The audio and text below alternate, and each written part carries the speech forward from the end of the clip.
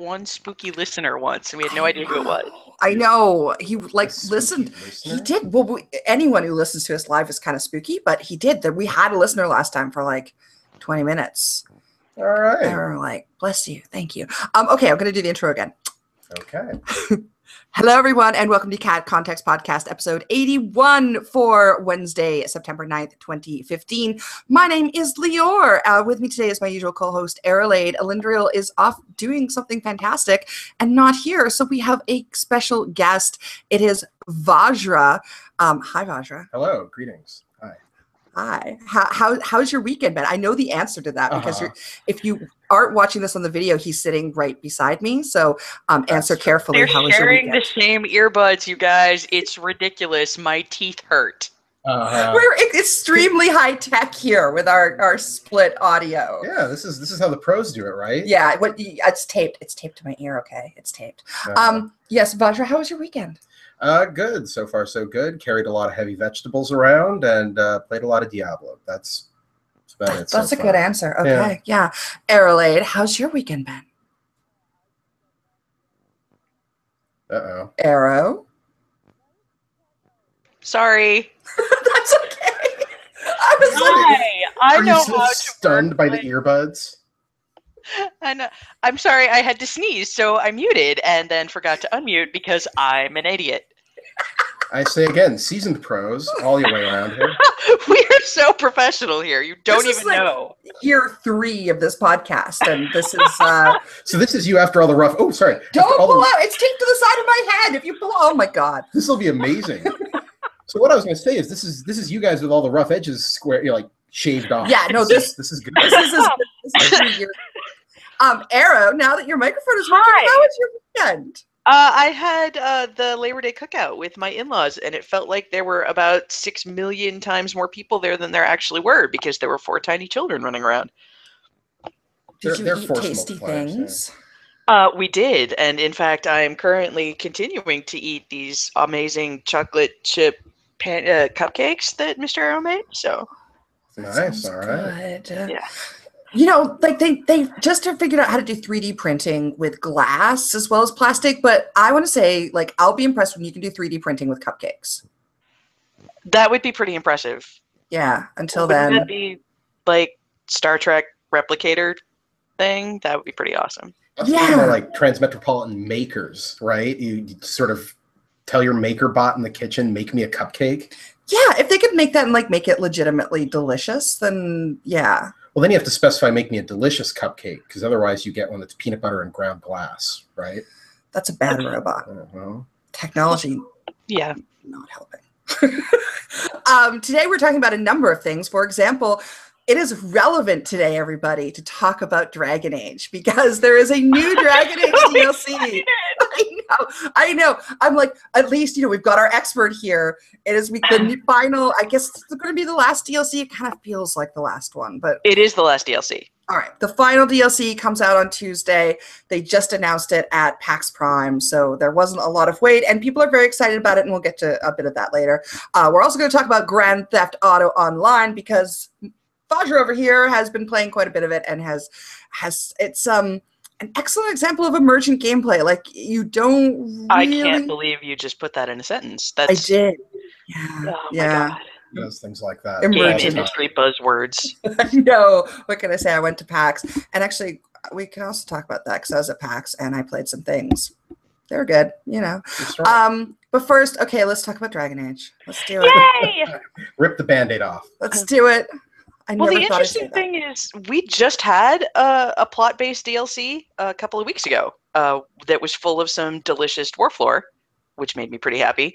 And the thing about this DLC, it's the epilogue, and they've been working on it for a long time because I remember it was months and months ago. The lady who sings for the Bard in the Herald's Rest was talking about how she was recording new songs, and that was before even the first DLC had come out. So they've been having this in the works for a while, and they promise it is a decent ending for the story. The trailer was so epic. I needed new pants. Good It God. was spectacular, and Well- not just because they're the advertising PC is the Lady Trevelyan, the human Lady Inquisitor, which is awesome. Well, I mean, I think they said it's sort of set like 2 years later and they're getting the band back together, which, you know, is a pretty cool idea. Yes. And it's, Good. God, well, do you need a moment? Do you need a...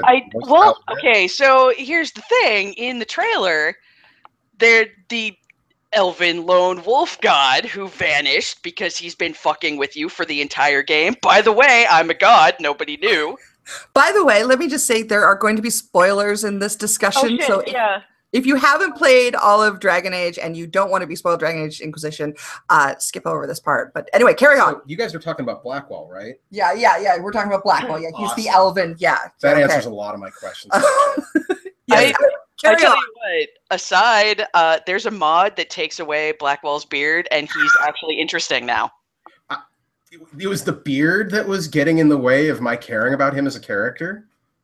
What was it? Because it was for me, because I could not take him seriously with that rabid marmoset on his face. You know, yeah, I'm playing it again now, and like the ends of his mustache, they actually really bother me. Really? So, yeah. I like this. You want me to hook you up with the Blackwell beard mods? Because they're awesome. I feel like you might have to do that. Yeah, that would improve the quality of my game. Could you give him Dorian's mustache? Can you give everyone in the game Dorian's mustache? Everyone in the game needs to have Dorian's mustache. That, I mean, that's a great mod. Spectacular motherfucker. He really is. He was my romance when I played through. I'm not even gonna lie about it. Oh, don't. There's no reason to. I can't make a dude of any race look at all interesting, which is an important problem for me. That's also why it took me so long to play a lady elf to get the soulless romance, because I could not make one that looked any good at all. It was impossibly hard. I just worked my character's gormless expression into his like personal narrative. You know, I tried to like justify a reason why he always looked a bit gobsmacked. And now the game has been out long enough, people have figured out how to mod it enough that it's possible to make attractive characters. Even Kunari now, you can get mods to make their hair not suck. And I have to say, thanks to Arrow gave me the hookup for the cheat mod so all my characters have like, I don't know, 2,000 DPS weapons and stuff. And when you don't have to pick any elf route, playing through the game again is actually a lot of fun. They actually fixed, in the most recent patch that just came out, they fixed the animation so that when you pick plants, it doesn't take 11 million billion years, which has vastly improved my quality of life. Yeah. And on this playthrough, with everything hacked up to the extreme to be monstrous, I got to Skyhold in like 10 hours, which is perfect. That's great. This is like the perfect length of a playthrough for me, and so I'm doing the Cullen Mance because everybody's talking about it. And by everybody, you mean me, because I can't shut up about it. I do. To be fair, you know, in our Slack chat, there are a few other people who have played the Cullen Mance and recommended, but yes, I do mostly mean you. So I'm doing the playthrough. I have a hot blonde elf. I figure Cullen would like that, and we're going from there. My problem right now is I'm trying to finish up my elf playthrough because I'm afraid that the soulless spoilers will be the most profound. So I want to get that playthrough first out of the way. And the funny thing about it was if I had not already known what was going to happen when I played through this, that's one of those times when I would have like frantically restored my game over and over and over, because what did I do wrong? Which option am I supposed to be picking here, you dickbag? And that fucking asshole. Oh my god. Well, that's fair. That seems reasonable. But anyway, so that's the character I'm pulling through the DLC first. Through the epilogue, so I can get that out of the way before it spoils me. And also I have to play my Cullen Mance human again because her game was broken. I couldn't do Cole's quest, and you can't do that. I can't go into the DLC and not be able to play with Cole. I can't. I have to take him everywhere. He is my tiny Bouffet's murder machine. Really? Because okay, Vajra and I were just discussing earlier about how Cole, like I'm bringing him in my party right now because I didn't the first time and I wanted to kind of shake it up. But he's kind of not that interesting as far as the banter goes. But oh no, that is incorrect. You have not gotten the good banter. Must be what it is, because Cole has the best banter. Cole knows what is going on with everyone because Cole isn't real. Right. So even in the very beginning of the game, if you've got, for example, say a party made of Cole, Solus, and Blackwall, holy shit, that's the entire plot right there when you're running around the hinterlands killing bears. Okay, I might have to try that then. He does things like he talks to Solus about how, Solus is all sad about, all of these. They're all dying. It's not really your fault. I'm so sorry for you, Solus. It's okay. Holy shit! He knows everything. See, I missed all this. I played a melee rogue, so there was literally no reason to bring Cole with me ever. So I just he just sort of hung around my castle and acted creepy. But I feel like I missed out. He is one of my favorite fictional people. The way that was written is, I just really like it. And also the fact that he spoils like every movie of the past 50 years in his Skyhold banter. Really? What? Oh my god! You go talk to him in Skyhold, and when you first click on him, you know how when you click on him the first time, they've got their line before it opens the conversation wheel? Mm-hmm. And he'll say things like, he didn't kill his father, he was his father. And he was dead all the time, but he didn't know. It was a flood. Oh god! If you make me go back and play Inquisition again, I will haunt you. Do it. You will not regret it. I swear to God, it is so much better. As good as it is, as much as I've loved it, it is so much better on a repeat playthrough. Because you notice things like if you take Solus with you to the hinterlands for the wolf quest to get the horses. Every time you do something with the wolves, Solus slightly approves. Huh. Oh, that's clever. And it's the Exalted Plains, that dragon in the fens where you have to kill the wyvern for Vivienne. Mm-hmm. There's a shrine to Fen'Harel, and when you do the little claim landmark thing and you pray at the shrine, Solus approves. Ow. Seriously, he's not even playing. He's not. Huh. You take him to the Shrine of Mythal, and you go around the corner, and there's that giant statue of Fen'Harel, and Morgan is like, what the hell is this doing here? That doesn't make any sense. What should it be? Oh my god, Fen'Harel killed Mythal. And Solus is all, oh really, asshole? Let me tell you a little something about your dark father. And it's hilarious. Yeah, no, I will say... He doesn't front at all through the entire game. And with the cheat mods, it does go a lot faster because my first playthrough is like 110 hours. And I just do not have time to do that again. So thank goodness for hacks, so I can play through it again and just do the story. I see myself doing something similar. Is there a mod to just remove Elfroot from the game? Can I just not have that happen anymore? Just no more Elfroot. Yeah, just straight up remove Elfroot. Yeah, nothing of value. Yeah, see, I was gonna rush through this playthrough and get it done because I was about halfway through.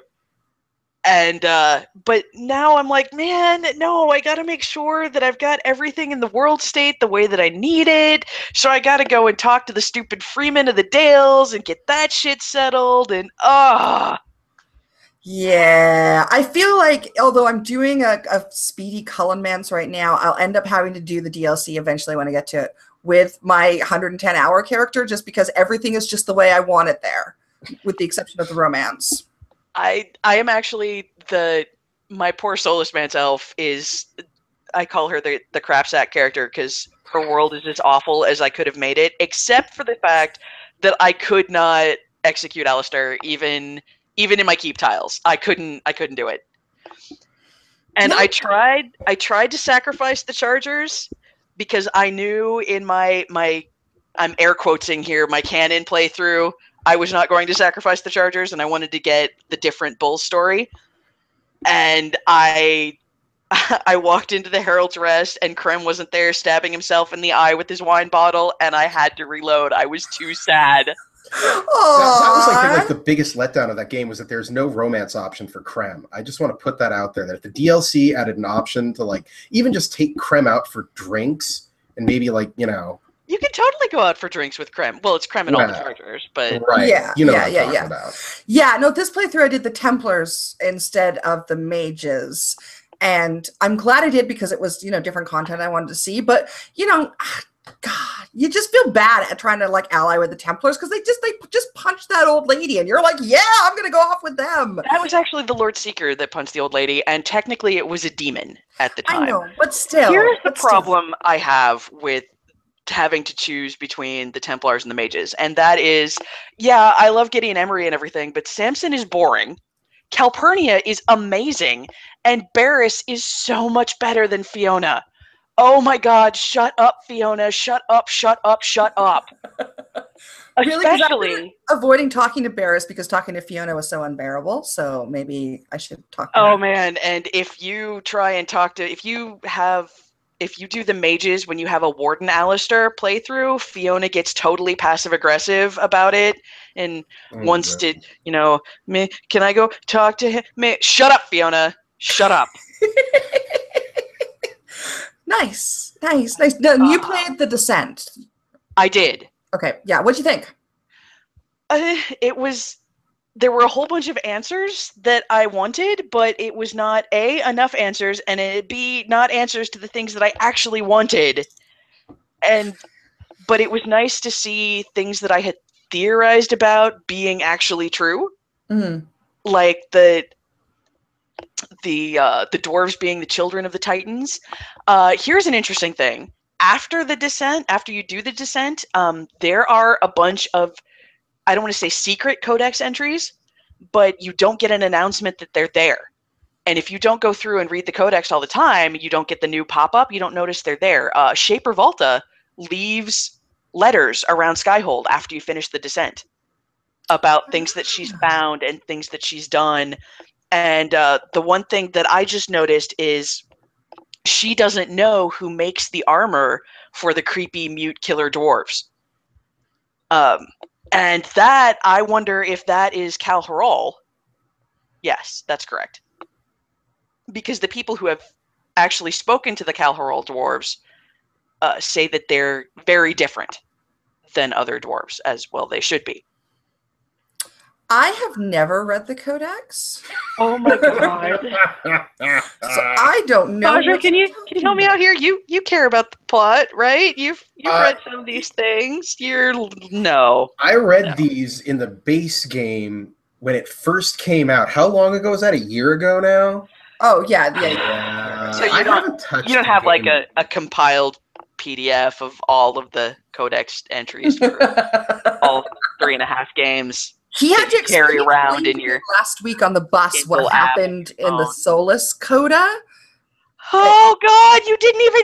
Oh. I mean, I watched it, but I didn't really understand. I'm like, so why did he do that? I don't really get what happened, and then he explained it to me. Here's the short version. The short version, 3 hours. The short version is this dude is a god. This dude is carrying around the sole power of, depending on your world state, 3 other gods. See? Told you. He did. That is basically what he said. Yes. Yeah. So he's got Erthemiel, who is June, the god of crafting. Well, theoretically. Okay. that would be Kieran, the tiny god baby. That's Erthemiel. That's the archdemon from Origins. Okay. Does that help? Erthemiel, the dragon of beauty. Nope. Well, you tried. Nope. Okay, so did you play Awakening, the expansion for Origins? I did not. I did not play Awakening. Damn it! Okay. In Awakening, I'm in it for the hot dwarf sex.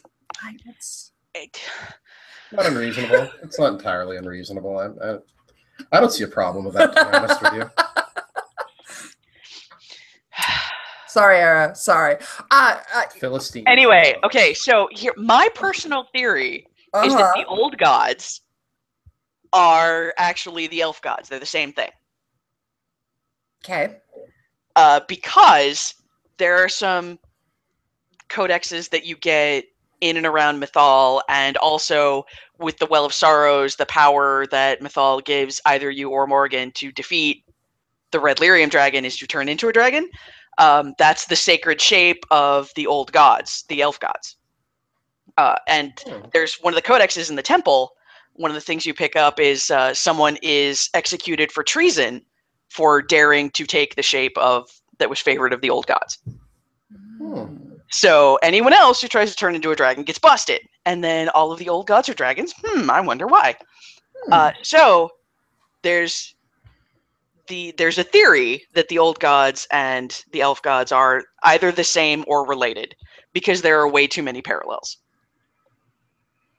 Okay. Which is why Mythal could be carrying. I mean, she asks Kieran to give up the god power that he's carrying. Right. If you play a world state with Kieran, why would you not? Why would you not do that? He's adorable. Why indeed? I don't know. I don't know. You have no idea what I'm talking about, do you? No, but I'm thinking that maybe someone listening to this might know what you're talking about. I feel that you're really on track. Do you not? There's no way you killed Alistair in Origins. No, I didn't kill Alistair. He just left with all of my DLC gear. He still rants about that, how Alistair left with all of his good gear. Well, that's why you reload. God. You don't reload. Yes, if it means getting Alistair back in my party, yes, it does. Oh, Alistair, honey, I just want you to be happy. Oh boy. Yikes. Here we go. Yikes. So, Era, is it safe to say that you're looking forward to the DLC on Tuesday? Yes.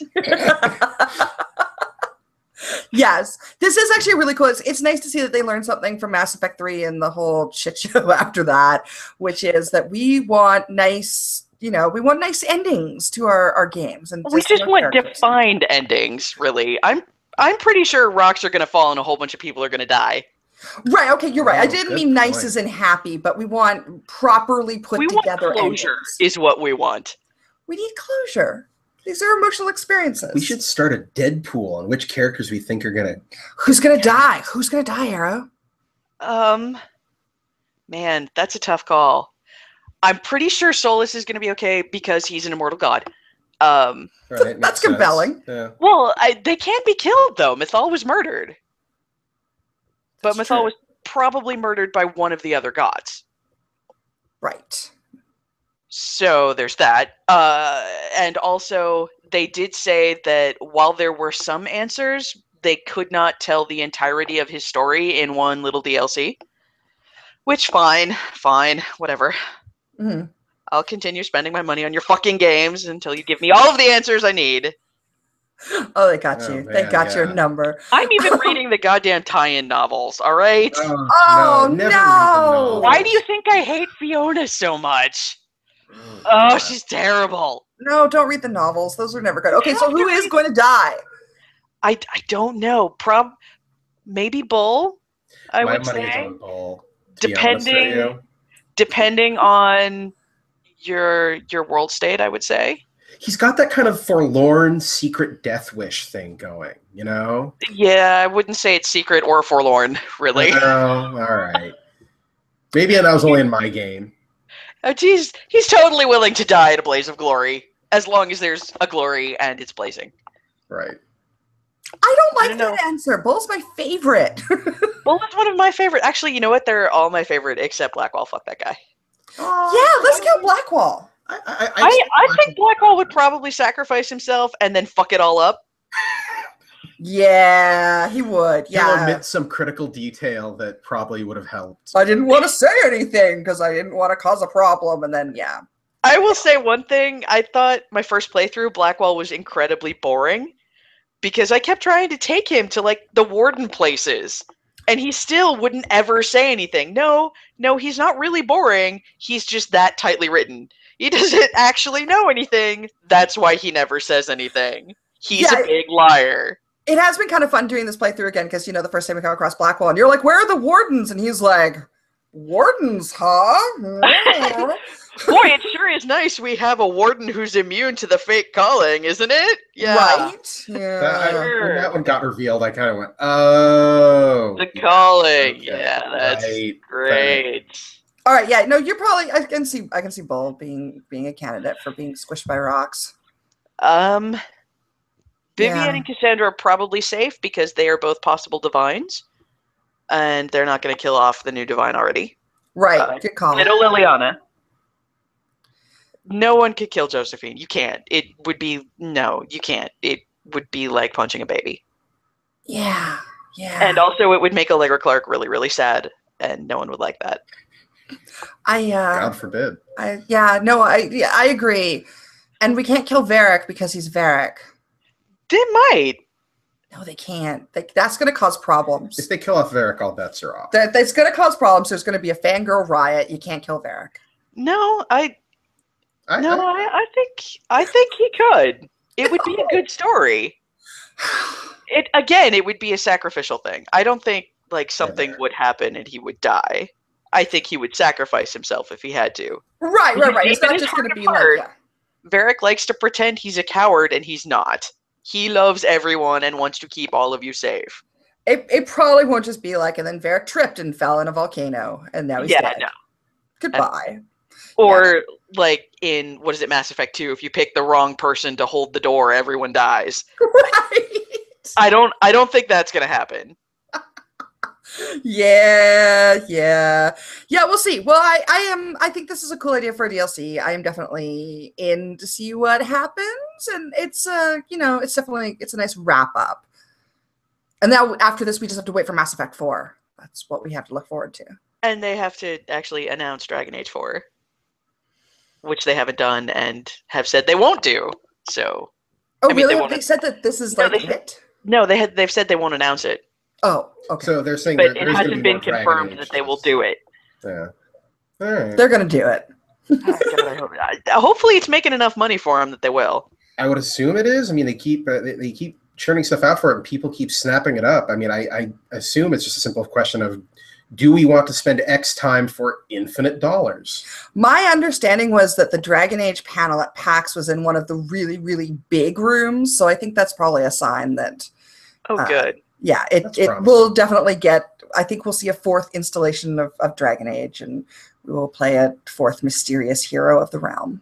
Or, they could totally just flip the script on everyone and do a mobile Fallout Shelter type game where you control your army. Actually, they did that, though. Oh. That's Heroes of Dragon Age. Oh, well, never mind. There actually is a mobile game. We're done. Wrap it up. That's it. No more. Intellectual property is dead. Nice. So going on to a different game, Vajra. Oh God, yes. I used the term emergent gameplay earlier because I am a hipster douchebag. And you like saying that a lot. Yeah, I do. But it's not even real. Emergent gameplay? Yeah, it's a thing. No, it's not. It's a marketing buzzword. It's not. It doesn't mean anything. Well, it does mean something. It's just what it means is playing with other people, and they can do horrible things to mess up your game. And that's really what it means. That's certainly what it means in GTA. Yeah, I don't know what it means anywhere else, but so GTA Online, which is an extension of GTA 5, is that right? Yes, that's correct. Yeah. And you are playing a totally separate character, and you can have your own apartment and do your own thing and go on heists. And as it turns out, it has horrible hacking, and Rockstar has no interest whatsoever in preventing the hacking. It's just not, they don't care about it enough to care. So it causes really strange things to happen. Yeah. It's so the hackers, they're two really troublesome groups you meet in game. There's the hackers and I just think of them as the GTA anarchists. And I'm talking at this point about the hackers. I'll get to the people are just in it for the mayhem in a moment. Hackers can do a lot of weird shit with the game, and a lot of times you don't really know they're doing something or where they are. You just you'll see things pop up on the map, or airplanes falling out of the sky, or a dozen people suddenly all dying simultaneously on the other side of the map. You don't really know what's going on until they put their beady little eyes on you. Actually, a good example is good little story about dealing with hackers. Great example. This is a game I was rolling around in a borrowed cop car. Borrowed, not stolen. Need to clarify, that's important. I was going to give it back, you see. When the doors of the cars start opening and closing by themselves, I'm driving down the highway. And, you know, okay, weird game, kind of glitchy. Maybe it's nothing. Then the car sort of pulls over to the side of the road and I get kicked out. I get literally ejected out of my car. At which point the cop car starts changing color rapidly. Okay, hacker, great. While he starts pulling the car around and start trying to run me over with, there's still no one in it. I need to stress that this is just polter car, is the ghost car is trying to murder me. I end up having to like slalom across the road. Maximum overdrive. Yeah, basically, except, you know, with more F-bombs and weird foreign languages being shouted at you over local chat. But yeah, so I ended up climbing up onto the roof of a building to escape this hacker trying to mow me down with my own car. That's when he turns me into a toilet. Yeah. Suddenly there's no warning. Just suddenly my head is sticking up out of my torso is turned into a toilet with my head sticking out of the bowl, my arms kind of out the sides of it. And, you know, okay, this is weird, but I can still move around. I can live with this. So then he starts raining toilets on me out of the sky. Or at least it appeared to be. And so at this point, I just say, you know, in chat, haha, okay, you got me good. That's pretty impressive. And then he makes it rain Christmas trees, which are giving me money when they hit me. And then he just makes it rain money because, you know, at this point, fuck it, he's going to make it rain. Then just says, Merry Christmas, and leaves the server. I was a toilet for the next hour or so until I switched to a different server group. And, yeah, I'm just rolling around murdering people as a toilet. All right. Hackers, ladies and gentlemen. So you're playing online. Yeah. On purpose. It's not the single player campaign. This is entirely separate. You make an entirely different character who has sort of a plot explanation for why they're roaming around Los Santos. Okay. And you interact with a lot of the same people from the story. Like you can pick up quests from Lester and Trevor and whatnot, but this is totally separate. You're in an online game with about, I think it's 16 or 24 is the cap. I don't actually know. Yeah, these are just other people from all over the world. And, you know, I've had servers where I jump in and it's me and 15 Chinese teenage boys shouting in Chinese interspersed with the word motherfucker. Well, that's, you know, universal in every language. That is universal in every language, It really is a utilitarian word, but I think neither here nor there. One time, as I recall, you came back to your computer, you were AFK, and there were like 6 of you on the screen, and the other 5 they had green hair, but otherwise were identical? Yeah, I don't even know if this was a hacker or a glitch or what. I just come back from the bathroom, I'm in my apartment, hanging out, and there are like clones of me standing around, not doing anything, just standing around looking at each other awkwardly, like, well, now what? Orgy? So here's what I want to know. Okay, so given that these hackers can come along and do crazy things like turn you into a toilet and make it rain toilets and money and ruin your day, why do you keep playing?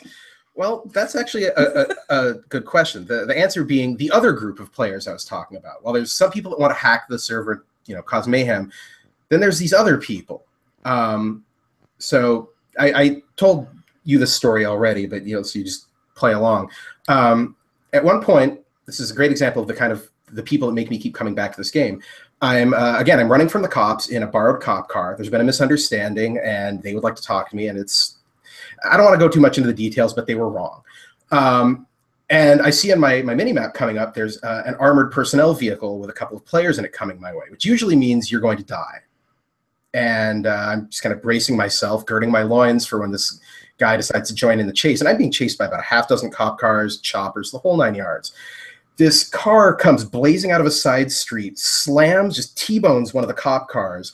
There's a second player on a pintle-mounted machine gun sticking out of the roof, raking the other cop cars, shoots down the helicopter. And then this person over local chat, and their name was something like, you know, XX 420 Bong Killer XX, something, you know, to the real XX 420 Bong Killer, I'm sorry I put you on blast. This probably wasn't you. This person over chat shouts, you know, the most broiest voice ever. Don't worry, bro, we got you. Jump in. Okay, I hop out of my cop car, jump into the back of the APV. They peel out. The next 20 minutes, I shit you not, like 15, 20 minutes real time is spent careening all over the map in this guy's APV being chased by the entire Los Santos police force. The guy on the top is, shooting down choppers. We're spraying out of the side. We're, driving over mountains through the desert, evading the cops. And finally, we end up having to take shelter in a railway tunnel in the middle of fucking nowhere. And you just sit there, wait for the cops to lose, go about their business and lose interest. I hop out, say over local chat, hey, thanks. That was very present help in time of trouble. Guy says, no problem, duder. Again, the guy in the pintle mount swivels around and shoots me to death on the spot with a machine gun. Couldn't even be mad. Could not even get mad. That's emergent gameplay. Yeah, no. Yeah, it's not. No. I love that kind of stuff. But the thing is, I've argued in favor of that kind of stuff before on the show, and I think I love hearing the stories about it. I'm not sure I'd actually want to play a game that does that. The critical thing is you have to remember that these people can't in any major way impact your ability to play the game. You can always just hop to a different server group at any time if you're getting bored with it. You can report them for griefing or whatever, but being a toilet. It didn't affect my ability to shoot people, so I maintained that it was actually a value add. That would bother me. It would bother me being a toilet. Honestly, I like to think that, because I just rolled with it. I said, fuck it, I'm a toilet now. I'm going to go shoot some people so they see that they got sniped from a rooftop by an ambulatory toilet. And, I like to think I improved some other people's evenings with my my thereby the circle of emergent with your toilet. Continued. Yeah, as a toilet, my lethal toilet costume. I mean, it's a lot like playing games like, oh God, what are those other zombie Daisy, H1Z1. You kind of have to be in it for the completely maladjusted social interaction. And I'm not saying it's like a race to the bottom sociopathy competition, but that helps if you can do that. No. But I mean, honestly, I spend the vast majority of my time in GTA Online driving around in a armored up, souped up muscle car, listening to old soul music. And if another player should decide to interact with me in a negative way, I'm going to blow them up. But other than that, it's sort of fascinating. Where people might go for a drive, he will just load up GTA and just drive around listening to the radio. Yeah, true story. And occasionally robbing convenience stores or taking down other players with an assault shotgun. That happens too. But I am still listening to soul music the whole time. Mama G for life. Yeah. Yeah. Emergent gameplay. There you go. I would have no patience for that. You have to be willing to either leave the server or be drinking when you're playing sometimes, But it's so quick to leave the server. I just move on. No. I don't think. No. What can I tell you? Yeah, maybe I have a strong constitution. Maybe I just enjoy complete and utter chaos. But that being said, I love the stories. I mean, the same with ARK. The one time I actually got into something at ARK and we got boarded by pirates and they threw us overboard, but then they still repaired the boat and sent it back to us and blah, blah. Oh, and it was nice of them. It was nice of them. That's actually very polite. And I do like the fact that games like that exist, but I'm not sure I want to play them.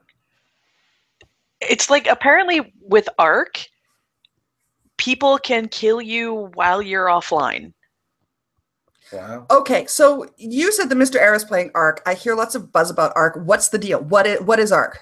It's Minecraft with dinosaurs, and it's very attractive graphically, but there's a whole lot of there's a lot of building and gathering and dinosaurs. Lots and lots of dinosaurs. That's cool. I kind of like that. Yeah, but it's also if you don't build your base up exactly right, then a giant T-Rex can come in and eat all your wood and things and destroy your base and kill everyone while they're offline.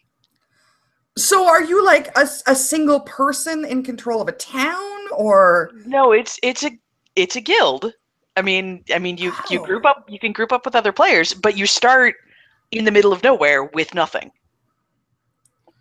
See, at this, and I mean, not to bring it back to GTA for more than a moment, but this is, I think, the critical difference between the emergent gameplay I'm talking about and this, in that at least in GTA, you don't lose anything when people or dinosaurs, as the case may be, fuck with your shit. This would make me, if I logged on to find that my GTA apartment and my entire garage had been eaten by tyrannosauruses, I'd rage quit and never come back. Apparently he thinks it's really super fun, and he and all his friends are now playing that instead of GTA, and it's super intense. Build, gather all the time. Got to make sure that there's an attack platform above all of the rest of their fort so that they can stab the T-Rex in the eye when it comes to try and eat them. Which it evidently will. But you can also train, you can also tranquilize and tame them. So you can have your own personal attack T-Rex. Well, now I'm getting interested. And you can do things like, there's a story he was telling about on a major PvP server. Someone had tamed this giant pterosaur, and the giant pterosaur that was tamed picked up an alpha mosasaur, I think. No, it was an alpha raptor, and then went and flew over someone else's base and dropped this wild alpha raptor that it had picked up in the middle of the base. That's pretty cool. Oh God, that's beautiful. Yeah, that's wow. I think that's funny, but not a game I would ever want to play. If I logged on to that, I would be so angry. I would just so flames on the side of my face. Yeah, I mean, it sounds interesting to me. Like, my first instinct is like, ooh, I want to check that out. That sounds like a game I want to play. But on the other hand, I think actually playing it would become rapidly frustrating.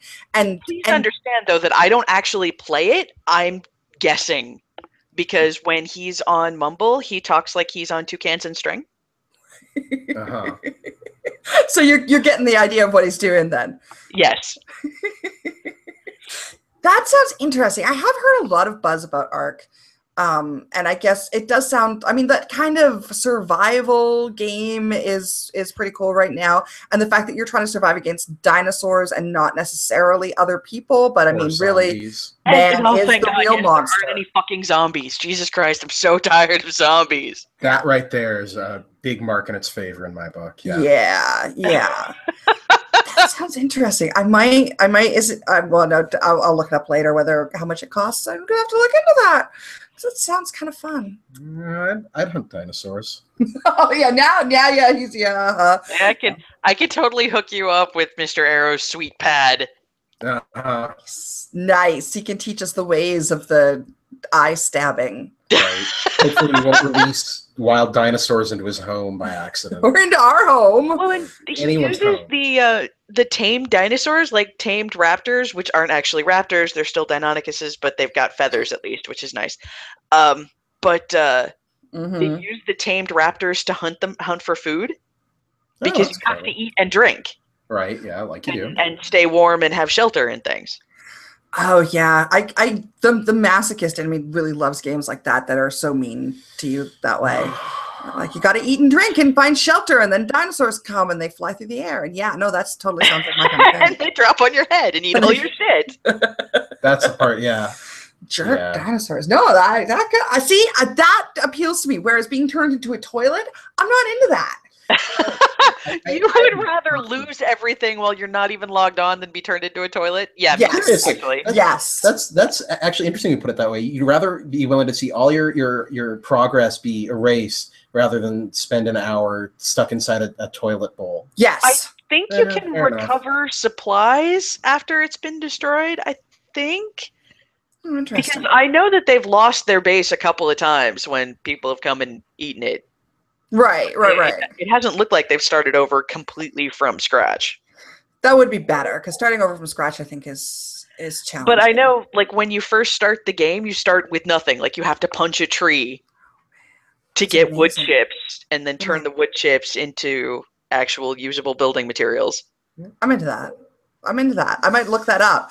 I have heard a lot about ARK. I think I might check that there's out. also farming. I should probably mention it to Oh, Arl. farming. Oh, there we go. And she Ooh. sold. Well, I Nice. mean, you have Your to work have here is vegetables done. to go along with your Velociraptor hunted meat. Right. I mean, otherwise, you'll get like a stomach ache. Scurvy. And scurvy. It's a binding diet. And scurvy and Scurvy rickets. and rickets. Yeah. What about the rickets? What indeed about the rickets? Huh. Well, that sounds that sounds interesting. I will read more about it anyway, because I do sort of like those kind of games. In theory, I like those kind of games. Right.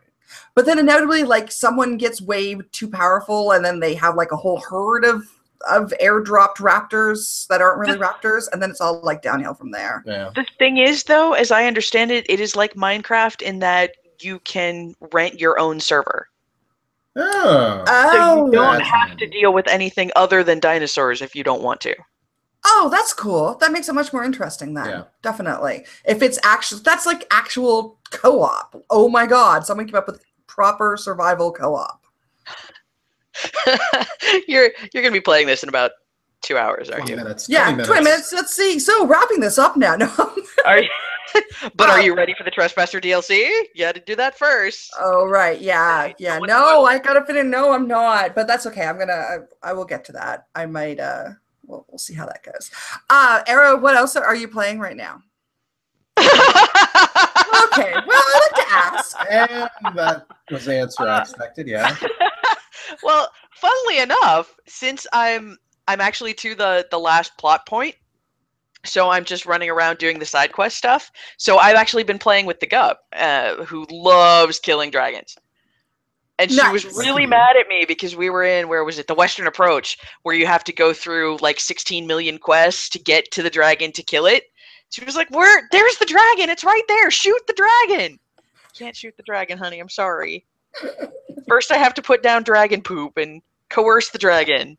Right. Then we can shoot the dragon. Yeah. You have to talk nice to the dragon, and then, yeah. Well, it sounds like you've got a budding Iron Bull fan in the making there. Oh, definitely. I just want to hit the dragon. It's not unreasonable. I sympathize. Vajra, what else have you been playing lately? Well, you know exactly what I've been playing. I've been playing a lot of Season 4 of Diablo 3. New season just started, so time to just start all over and click on all the skeletons everywhere. Yeah, I've also been playing a lot of Diablo. Because I know, you're funny that. I have Diablo. I've just never really played it. Diablo 3 was really not that great when it first came out, because it was really bad. It's a game about collecting loot, and they put an auction house in it, which is just the dumbest thing possible. Because the whole game is about getting the loot, so we put an auction house in. Well, it was kind of a relic from Diablo 2, which, if I recall correctly, also had auction house options up to a point. I may be misremembering, but I mean, that was a big part of the item game. I certainly remember a lot of people selling gear from Diablo 2, maybe not in an official auction house, but definitely online. Well, I think there was also unauthorized ways to do that. Well, yeah, but there was also, a lot more competitive play options in Diablo 2. Diablo 3 is about playing together, not against one another. This is the touchy-feely. Yeah, exactly. This is the touchy-feely Diablo game, which is a strange mental image in its own right. Yes. But my problem is I've never played any Diablo at all. Oh, well, it's easy. Let me finish. Oh, go ahead. Don't interrupt me. When I started playing Diablo 3, it was like I was dropped into the middle of the third part of a trilogy. I had no idea who any of these people were or what they were talking about, which is my own fault. But I really don't want to go back and play, like, Diablo 1. That's not a thing that seems very interesting to me. No, don't do that, or 2, for that matter. The thing of it is, the story in Diablo is so paper thin. This is not Dragon Age. You can get up to speed in about 10 minutes. If that. There's some demons, and they're attacking the world, and heroes don't like that. And so they have to go smash some skeletons so they can go smash demons. There you go. That's 3 games. Bam. Done. You're ready. Yeah. But why are the demons attacking the world? Because they're evil. No. I love that Arrow wants to know what their motivation is. Yeah, I do. straight Even up, the my leaders hack of this and are called the slash prime loot evils. crawl needs to have a story. Yeah. Love it. Yeah, there's not a lot of story to Diablo. It is mostly about smashing things and taking their stuff. Yeah, that's seriously. I mean, the demons are invading because they're demons. The heroes are smashing the demons because they're heroes. There you go. That's not good enough for me. And there's no Oh, codex. man. There's no codex. Yeah. How can there be no codex? How can you even live? There's lore. There's like lore books you can pick up which fill in the story. And if you listen to those, you know, you might get some inkling of something that's going on. But honestly, I've played all 3 games and I listened to all the lore, and half that shit doesn't make a lick of sense. I'm going, what are you people even talking about? What is... Well, it's Blizzard writing. Yeah, well, that doesn't help anything. Yeah, okay, there's that. I can see that. Yeah. But I did pick up the expansion when it was on sale for $20 not that long ago, and I'm playing it now that the new season has started, and it's fun. I mean, it is totally mindless. There's not a lot of thinking about anything. You just hang around with friends and smash stuff. And I mean, that's true for most, but there's a little bit more, you know, theory craft and building for when you get to the end game and you start doing greater rifts and whatnot. You do actually have to start thinking about, you know, spec and gear and yada yada. But you know, I mean, you don't have to. You can just...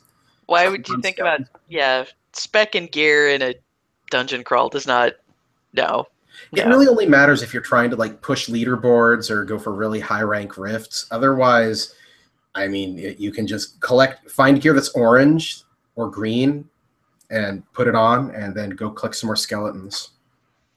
Yeah, no, I don't think about any of that shit. I just like smashing stuff. I have a Crusader, and it has a really big sword, and I hit things with it, and it's perfect. Yeah.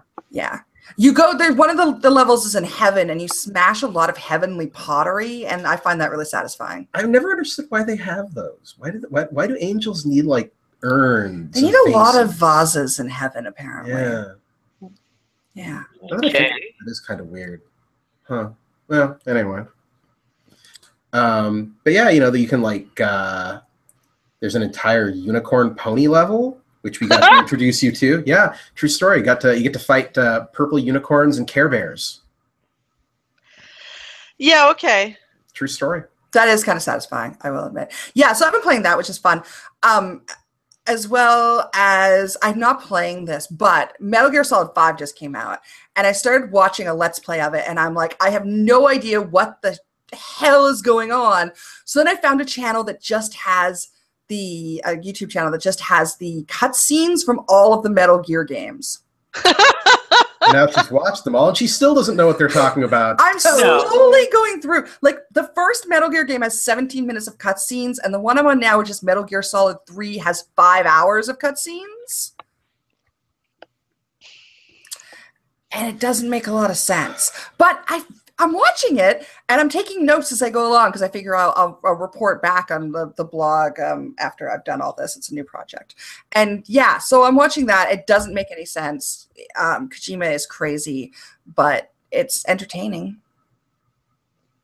And I don't like stealth games. Like, I really don't like stealth games, so I don't want to play these games at all. So the cutscenes is about right. That's pretty much all I know about Metal Gear also, is that it doesn't make any sense. Nobody gives a shit that it doesn't make any sense. That's true.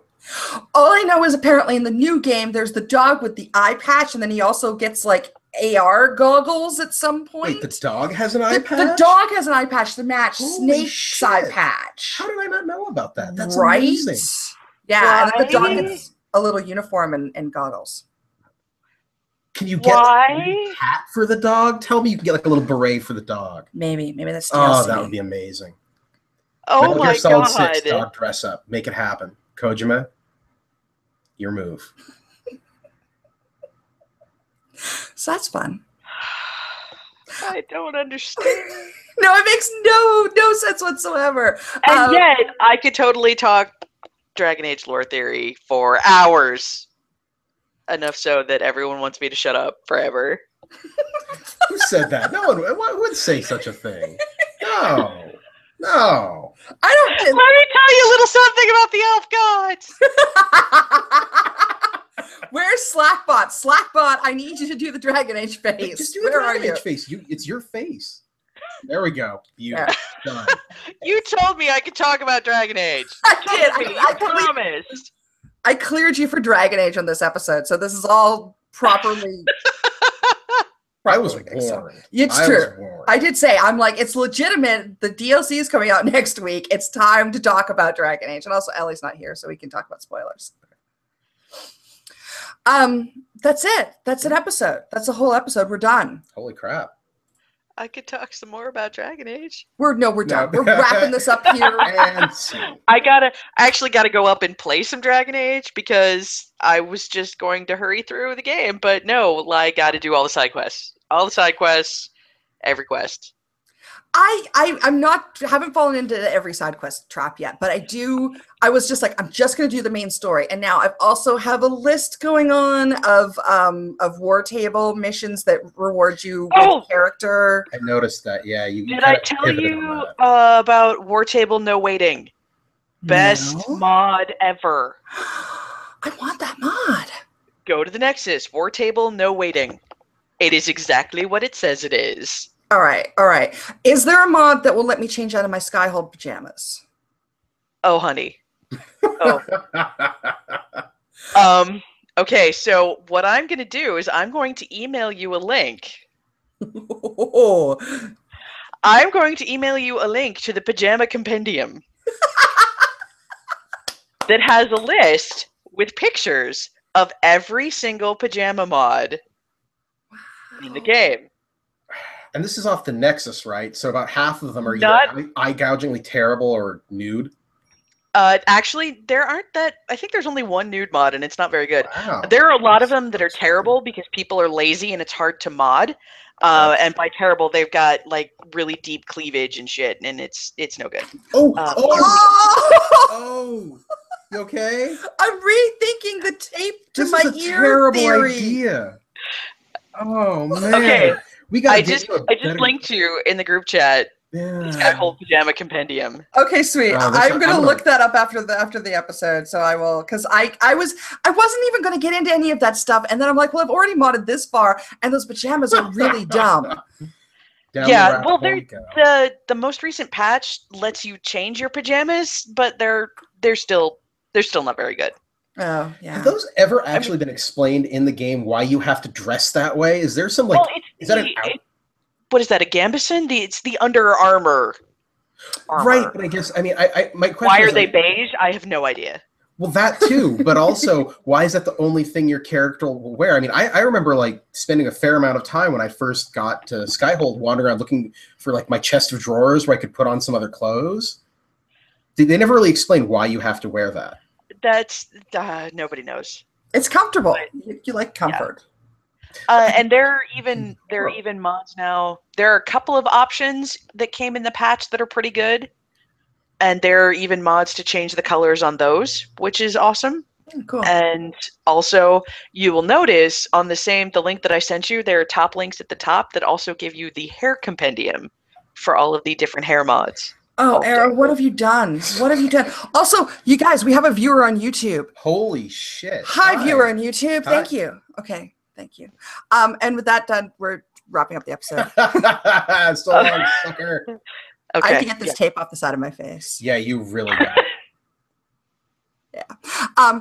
Vajra, thank you for coming on the show. My pleasure. Happy to be here. Mostly because I sat you down in a chair and said you're on a podcast now. I was told there was going to be punch and pie in this room. None of that happened. Arrow, thank you for coming on the podcast. You're welcome. Thank you for letting me talk about Dragon Age. You're welcome. Next time we're going to talk about the epilogue. And I'm pretty sure it's just going to be a long squealing noise. 60 minutes. Maybe with some weeping interspersed in there. I will not have played it by then because we're in a period of austerity. So I work from home. Yeah. So try not to ruin it for me for the I will not ruin it for you. Okay. Yes, but I will look forward to hearing your impressions of it. And that's it, everyone. Thank you for listening and or watching. I'm on Twitter at HatesLiore. Arolaide's on Twitter at Arolaide. You're on Twitter at morality_police. That's true. That's you. Yeah. And this podcast is at leoreblog.com/cat context podcast. And that's it. Bye, everybody. Thank you for listening and or watching. Bye. Thank you, YouTube viewer. Bye.